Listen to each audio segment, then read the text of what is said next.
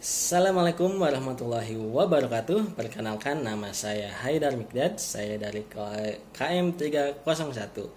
Di sini saya akan memberikan 5 tips atau 5 prinsip public speaking. Apa itu public speaking?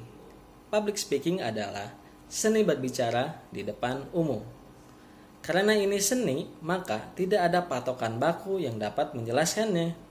Misalnya, seorang Rosi pembawa acara tidak akan mungkin sama dengan Najwa Shihab. Begitu pula Deddy Corbuzier tidak memiliki atau tidak sama dengan Atta Halilintar. Mereka punya ciri masing-masing. Begitu pula kita, apabila kita mengeksplorasi tentang public speaking, barulah kita memiliki ciri kita masing-masing. Sukses atau tidaknya public speaking adalah tersampaikannya pesan atau tidak.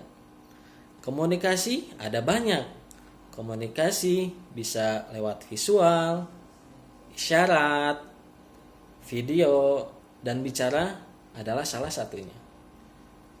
Rahasia public speaking ada 2. Yang pertama, transferring the idea, proses transfer ide. Yang kedua, feeling the same emotion, merasakan apa yang audiens rasakan. Kita harus tahu bagaimana menyampaikan pesan, misalkan berhadapan dengan anak-anak, anak muda atau anak kuliah, orang dewasa ataupun orang tua. Itu semua adalah skill teknis yang bisa kita eksplorasi sehingga membuat kita memiliki ciri untuk diri kita sendiri. Nah, saya akan memberikan 5 prinsip public speaking. Yang pertama, batasi fokus pada satu ide besar. Pengennya manusia itu ingin menyampaikan apa yang dia tahu, sehingga dia terlalu show up dan pembahasannya terlalu melebar kemana-mana. Nah, adanya ide besar ini adalah apa yang kita sampaikan itu terstruktur, sehingga audiens bisa menerimanya dengan jelas. Misalkan, buatlah ide besar seperti apa. Mungkin bisa produktivitas, atau ide besarnya adalah pemuda. Nah, pemuda ini dibikin menjadi sub-sub kecil lagi, seperti bagaimana sih pemuda ini perubahannya yang dibahasnya, kemudian membahas tentang masa depan pemuda itu seperti apa, kemudian persiapannya ke depan seperti apa, kemudian kita elaborasi dengan data atau contoh dan seterusnya.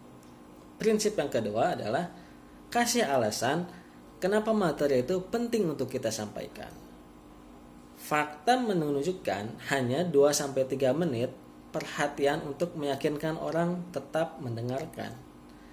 Kita harus bisa membedakan strategi komunikasi saat berbicara dengan anak-anak, anak muda, orang tua.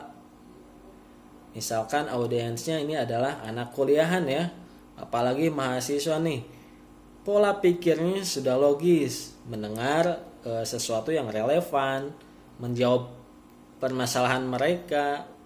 Karena menurut data ada 87% ternyata mahasiswa itu salah jurusan.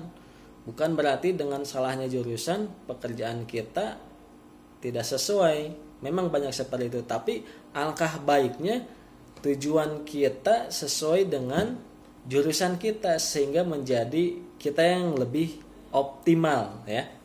Nah, kemudian prinsip yang ketiga adalah bangun idenya. Piece by piece.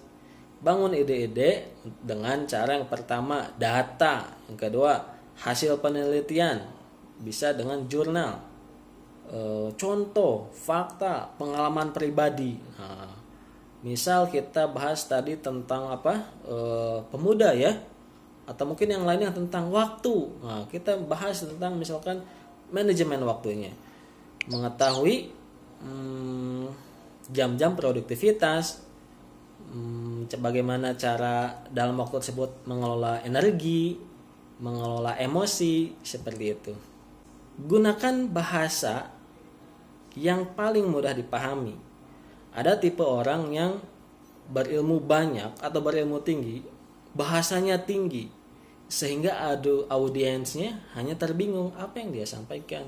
Hanya kalangan tertentu saja yang bisa dipahami.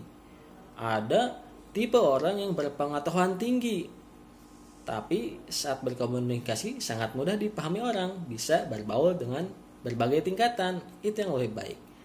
Jika audiensnya anak muda, maka gunakanlah kata-kata yang mudah banget. Itu sangat penting.